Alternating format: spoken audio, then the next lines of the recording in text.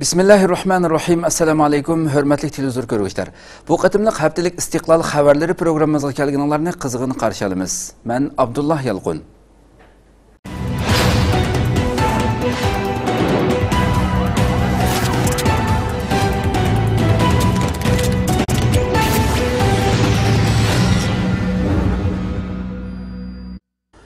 İstanbuldaki Uyg'urlar iftarda jam bo'ldi va shahidlarga duo qildi.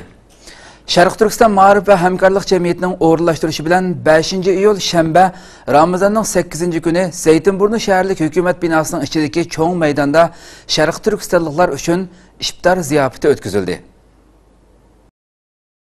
Qur'on nozil qilingan islom ummati g'alaba nusratga ega bo'lgan bu ulug' Ramazon oyi munosabati bilan Sharq Turkiston Ma'rif va hamkorlik jamiyatining o'rinlashtirishida 5-iyul shanba Ramazonning 8-kuni Zaytinburnu shaharlik hukumat binosining ichidagi cho'ng maydonda Sharq Turkistonliklar uchun iftar ziyofati berildi.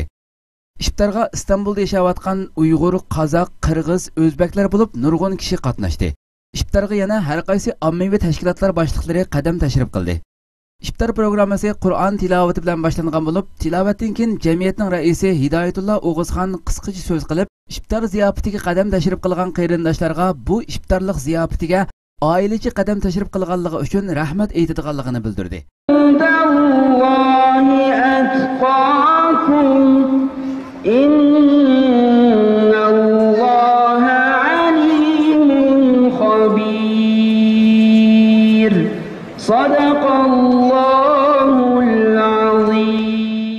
Selamun Aleyküm ve Rahmetullahi ve Berekatuhu. Aziz muhterem hemşehri qarindoshlarimiz, bugün Ramazan'daki 8. günü bütün hemşehrilerini bu mübarek dasturxonimizga qadam tashrif qilganliklari uchun rahmat aytamiz, minnatdorligimizni bildiramiz. Ve 5-iyul qirg'inchiligi haqida to'xtalib, voqeaning Sharq Turkiston xalqi uchun muhim rol o'ynaydiganligini ilgari surdi. Sharqiy Turkistonda hammalarga ma'lumki, bugun 5 yil burun 7 ayning 5-i Sharq Turkistonda ming'lagan qarindoshlarimiz zolim Xitoy, nejis kafir Xitoyning qo'lida shahid bo'ldi. Va bu shahodat karvoni to'xtamadi, hozirmi davom etyapti. Haddidan oshgan Xitoy kun sari mushu bir oy ichida 315 yoshlarimizni shahid qildi. Onun için aziz qarindoshlar, doim o'zimizning kimligimizni, dunyoga kelishdagi maqsad g'oyalarimizni va zaif, mustazaf bo'lgan qarindoshlarimizning duo bilan bo'lsin, amaliy reallik bilan bo'lsin, har jihatdan ularning yanida turganligimizni ifodalash uchun hem duo bilan, hem so'z bilan, hem amal bilan rioya qilishimizni Alloh taolodan tilaymiz. İftarda yana ustoz Abdulhakimxon Maqsumajim so'z qilib, Ramazonning fazilati va bu oyda boshqalarni iftar qildirishning muhim ekanligi haqida tushuncha berdi. Peygamber sallallohu alayhi vasallam Ramazon kunlari qanday bir odam boshqa ro'za tutuvchilarni iftar qilsa, shu iftar qilgan kishiga iftar qilishlarning ajrining o'xishi ajr beriladi degan. Hadisning oxiridan o ro'za tutgan odamning boshqalarning uyida boshqalarning so'rinda iftar qilganlik sababli uning ajridan hech narsa kelmaydi. Ammo iftar qilishga qanchalik odamni iftar qilgan bo'lsa, shunchalik ajri yetib turdi deb Payg'ambar sallam bu hadisda buni ta'lim berdi. İftarning oxirida Istiqlol tashviqot markazi hozirlab sungan Aslash kechisi nomli 5-iyul haqida ishlangan hujjatli film mehmonlarning diqqatiga sunildi va mashhur jamoat arbobi Abdulqodir Yapjanning duosi bilan iftar programmasi oxirlashdi. İstanbulda Xitoyga qarshi namoyish o'tkazildi. 5-iyul Urumchi qirg'inchiligini xotirlash munosabati bilan İstanbulda keng ko'lamli namoyish o'tkazildi. Urumchi qatliamining 5-yili munosabati bilan 2014-yili 6-iyul yakshanba kuni İstanbuldagi Xitoy konsulxonasi oldida namoyish elib berildi. Namoyish Sharq Turkiston Ma'rif va hamkorlik jamiyati tomonidan o'rinlashtirilgan bo'lib, namoyishga İstanbulning Uyg'urlar ko'p o'ltiraqlashgan Zaytinburnu, Safako'y va Oqsaroy qatorliq rayonlarda yashaydigan Uyg'urlardan ayol va cho'ng kichik bolalar bo'lib, ko'p sonli kishi qatnashdi.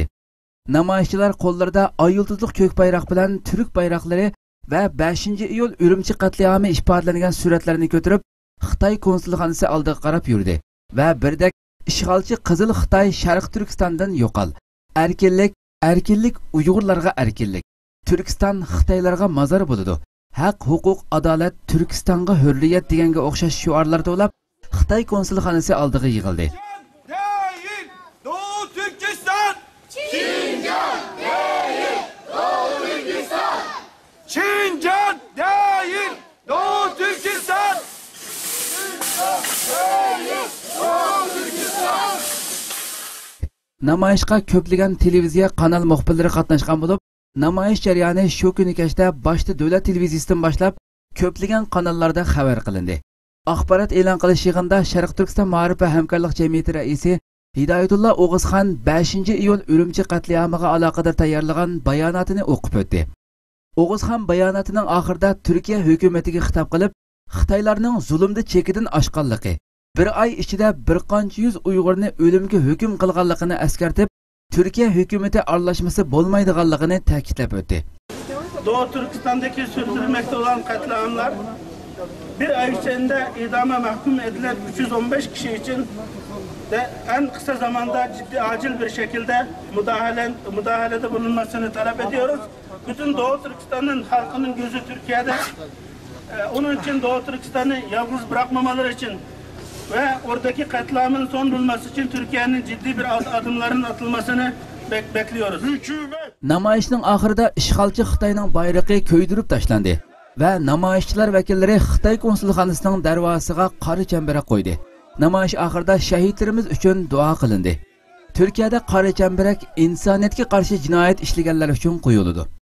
Yana bir tarafdan shu kuni kech soat 11 da Sharq Turkiston Ma'rif va hamkorlik jamiyati ijtimoiy ishlar mas'uli Abdulahad Abdurahmon apandi bilan Saudiya Arabistonda turishliq ilmiy tadqiqotchi Abdulahad Uchqun apandi Turkiya TRT Arabcha televiziya kanali tarafidan Sharq Turkiston vaziyati haqida so'z qilishga taklif qilingan bo'lib, Sharq Turkistonning umumiy vaziyati va navbatda Sharq Turkiston xalqi duch kelayotgan besim va cheklamalar haqida ma'lumot berdi. 5 iyul namoyishi xalqaro axborotining keng diqqatini tortganiga o'xshash Xitoyning Sharq Turkiston musulmonlarining Ramazonda ro'za tutishini cheklashimi navbatda xalqaro axborotlari va tor betlaridagi qiziq nuqtaning biriga aylandi. Xitoyning ro'zani cheklashi xalqaroda tanqidlandi. Xitoy tajovuzchilarining Ramazon kirishi bilan ro'za tutishni cheklashni kuchaytirishi va kishilarga zo'rliq bilan tamoq yegizishlari Amerika va Yevropadagi davlatlarning noroziligiga uchradi.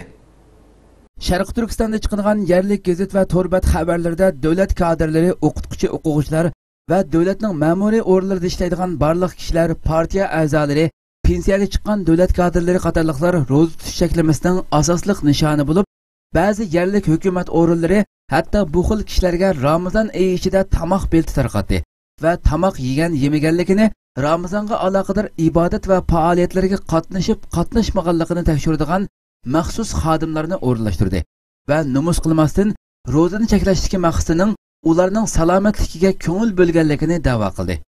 Uyg'urlarni vahshiylarcha qatl qilayotgan, ularning mollari, jonlari, izzat hurmati dafsanda qilinayotgan Uyg'urlarning salomatligi Ramazon oyida Xitoylarga qimmatli bo'lib qolganligi qanchalik mantiqsiz bir sabab bo'lsa, Xitoyning ichkiri o'lkalarida yashaydigan Xitoy millatidan bo'lgan va Xuyzu millatidan bo'lgan musulmonlarga bu xil cheklamalarning qo'yilmasligi Xitoy doiralarining qanchalik darajada ko'z bo'yamchilik qilayotganligini yana bir qatim dunyo kuzatuvchilarining oldiga qo'ymoqda. Facebook tarqalgan bir rasmlik uchurda ma'lum bo'lishicha, Qashqar universitetida o'qiyotgan Uyg'ur o'quvchilar Ramazon oyida tushlik tamoq yeyishga majburlangan.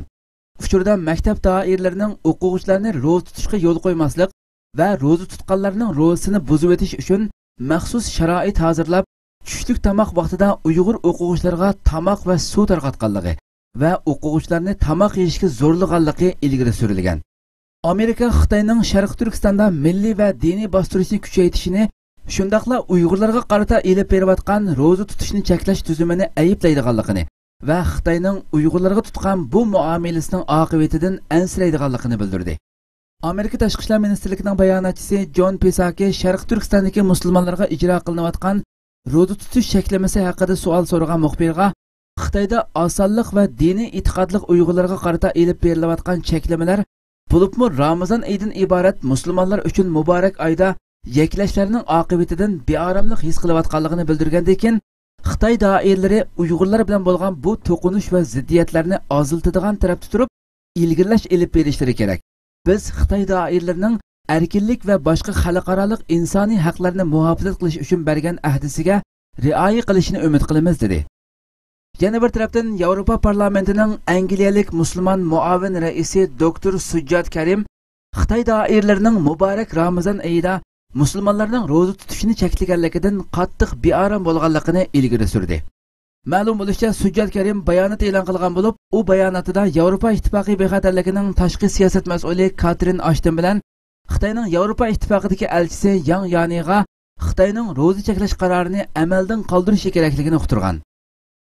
Saudiya Arabiston tuproqlariga havodan bomba tushdi.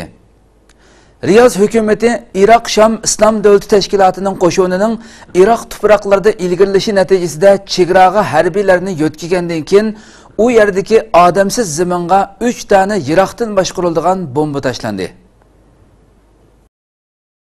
Reuters xabar agentligining muxbirlarini qabul qilgan Saudiya Arabistonlik mas'ullar bu yerga tashlangan Iroqdan boshqariladigan bombaning hech qanday o'lim va yaralanishga sabab bo'lmaganligini bildirdi.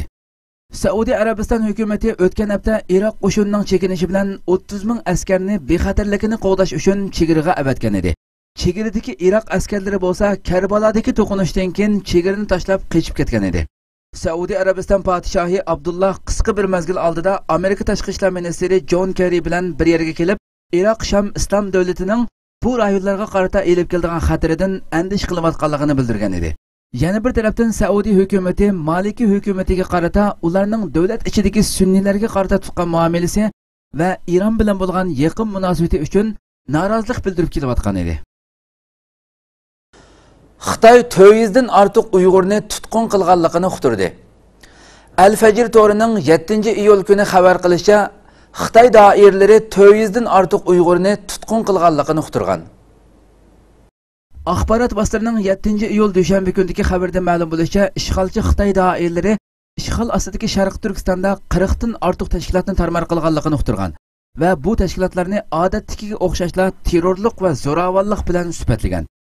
Xabarda yana Xitoy doiralarining may oyidan boshlab Sharq Turkistonda elib berayotgan 1 yil bo'yicha qattiq zarb berish harakatida hozirgacha 400 dan ortiq Uyg'urni tutqun qilib bo'lganligini uqtirganligi ilgari surilgan.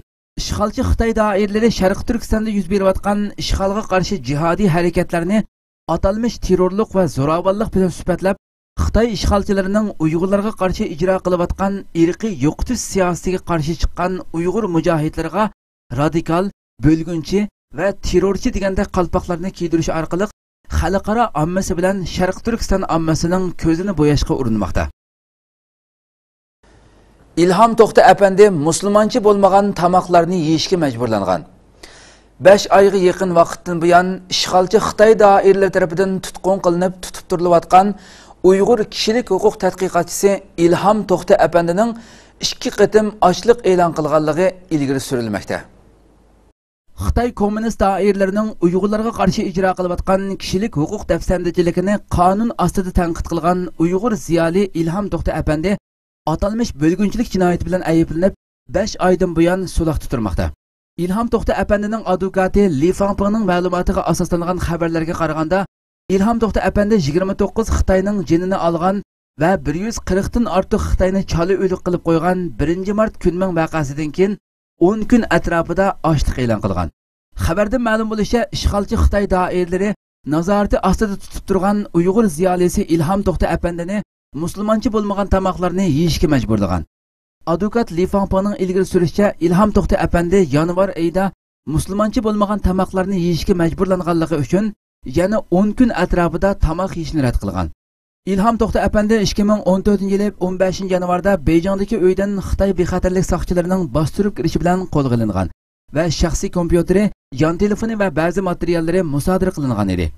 İşğalçı Xitoy doiralari Uyg'urlarning kishilik huquqini tashabbus qilgan va navbatda o'limchida turmada tutib turilayotgan İlham To'xta apandini bo'lgunchilik ideyasini tarqatish, bo'lgunchilik faoliyatlarini qanot yoydirish va irqiy dushmanlikka kuch kiritish degandek jinoyatlar bilan ayblab kelmoqda. Iroq Sham Islom davlati tashkiloti davlatini qurdi va xalifasini e'lon qildi. Iroq Sham Islom davlati tashkiloti Iroqda davlat qurganligini jakarladi va Abu Bakr al-Baghdadiyni xalifa deb e'lon qildi. Dünya Xabar Merkezining 30-iyun dushanba kuni xabar qilishicha, Iroq Sham Islom davlati tashkiloti Iroqda xilofat davlati qurganligini va tashkilotning lideri Abu Bakr al-Baghdadiyni xalifa deb e'lon qilganligini uqtirdi. Xabarda ma'lum bo'lishicha, Iroq Sham Islom davlati tashkilotining so'zchisi Abu Muhammad al-Adnani ijtimoiy uchur vositasi Twitter sahifasida tarqatgan bir sinalg'uda xilofat davlatining qurilganligini jakarlagan. Xabarda yana Adnanining faqat Suriya va Iroqda emas, balki butun dunyodagi jihodiy tashkilotlarini Iroq Sham Islom davlati tashkilotiga bog'liq ekanligini e'lon qilishga chaqirganligi ilgari surilgan. Xabarda ma'lum bo'lishicha, Adnani sinalg'uda monularni ilgari surgan. Bu bir davlatdir, bu bir xilofatdir. Endi parchalanish va nachar sharoitdagi partizanliklarni bir tarafga qayirib qo'yishning vaqti keldi. Chunki Allohning dinida hargizmi bundoq bir narsa yo'q. Agar davlatga orqasini qilib yoki uningga qarshi urush ochsanglar, faqat uningga emas, o'zinglarga zarar yetkazgan bo'lasizlar. Xabarda yana mundaq deyilgan: Iroq armiyasi 2014-yilning 5-dan buyon Iroq Sham Islom davlati tashkiloti rahbarligidagi qurolli guruhlarga qarshi bo'libmi Al-Anbar, Falluja va Ar-Ramadiga o'xshash rayonlarda urush qilib kelmoqda. 2 hafta ilgari Iroq Sham Islom davlati rahbarligidagi qurolli jihodiy guruhlar Iroqning g'arbiy va shimoliy qismidagi oz bir qism rayonlardan boshqa rayonlarni kontrol ostiga olgan edi. Yana bir tarafdan o'tgan juma Iroq Sham Islom davlatining bosh rahbari va davlatning xalifasi e'lon qilingan Abu Bakr al-Baghdadi Iroqning Mavsuldagi cho'ng jamida juma xutbasi o'qidi. U xutbasida Ramazonning fazilati va jihad haqida to'xtaldi.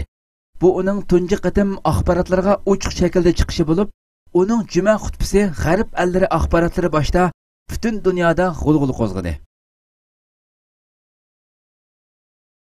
Hurmatli televizor ko'rguvchilar, shuna qilib bu qatimliq haftalik istiqlol xabarlari programmamiz mush yerda oxirlashdi. Kelar qatimqi programmamizni ko'rishgacha sizlarni Janobi Allohga topshiramiz. Assalomu alaykum.